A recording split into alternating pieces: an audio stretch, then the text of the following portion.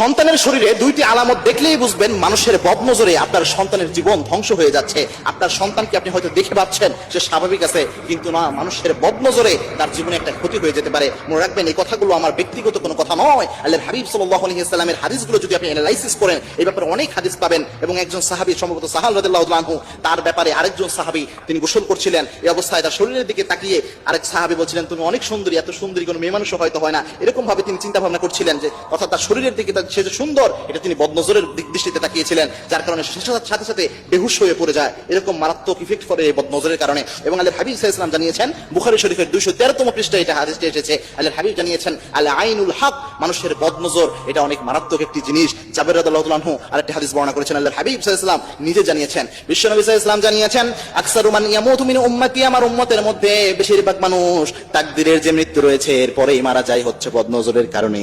অর্থাৎ তাকদীরের মৃত্যু যে স্বাভাবিক মৃত্যু, এরপরে যদি কোনো মানুষ বেশি মারা যেত আমার উম্মতের যদি যেয়ে থাকে, সেটা হচ্ছে বদনজরের প্রভাবের কারণে মানুষ বেশি মৃত্যুবরণ করে। এটা একটা মারাত্মক জিনিস। সন্তানদের ক্ষেত্রে অনেকেই বদনজরটা দিয়ে থাকে। সুতরাং সন্তানদের মধ্যে যদি তিনটি আলামত দেখেন, নাম্বার 1 যে আলামত, সেটা হচ্ছে হঠাৎ করে আপনি যদি আপনার সন্তানকে দেখেন যে আপনার সন্তান শুকিয়ে যাচ্ছে, অর্থাৎ এরকম অবস্থা হয়ে যাচ্ছে যে সে খাচ্ছে ঠিকই কিন্তু তার স্বাস্থ্য হচ্ছে না। সে মোটামুটি মোটা স্বাস্থ্যওয়ালা ছিল, মোটামুটি ভালো স্বাস্থ্য ছিল, হঠাৎ করে সে রোগাক্রান্তের মতো শুকিয়ে যাচ্ছে, এরকম অবস্থা যদি দেখেন, তাহলে আপনি বুঝবেন যে আপনার সন্তানের উপর মানুষের বদনজর পড়েছে। 2 নাম্বার হচ্ছে যদি কোনো কারণ ছাড়াই এমনিতেই কান্না করে ওঠে, বিভিন্ন সময় কোনো কারণ নাই, শরীরে কোনো সমস্যা নাই, কোনো প্রবলেম নাই, কিন্তু এমনিই কান্না করে উঠতেছে, এরকম যদি বুঝতে পারেন তাহলে বুঝতে পারবেন যে এটা একটা বদনজরের প্রভাব হতে পারে। এরকম যদি আরেকটা প্রবলেম হয়, সেটা হচ্ছে ঘন ঘন অসুস্থ হওয়া, এটাও একটা কারণ। এটাও যদি হয়ে থাকে তাহলে বুঝতে পারবেন যে আপনার সন্তানের উপর কোনো না কোনো মানুষের বদনজর রয়েছে। এরকম বদনজর যদি সন্তানের উপর পড়ে যায়, তাহলে আপনি কি আমল করবেন?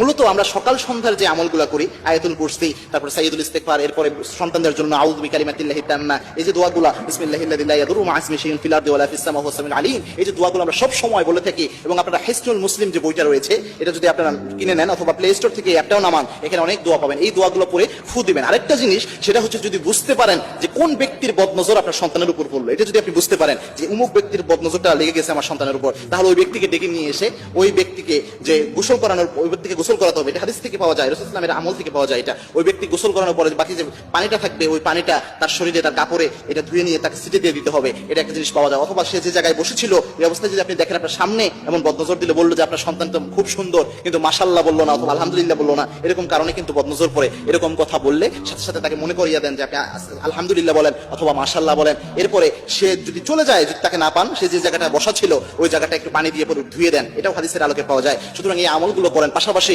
সকাল সন্ধ্যার যে আমলগুলো রয়েছে, এগুলো একদিনও ছাড়িয়েন না। সকাল সন্ধ্যা যদি দোয়াগুলো করে সন্তানকে ফু দিতে পারেন, তাহলে মানুষের বদনজর আপনার সন্তানের কোনো ক্ষতি করতে পারবে না ইনশাআল্লাহ।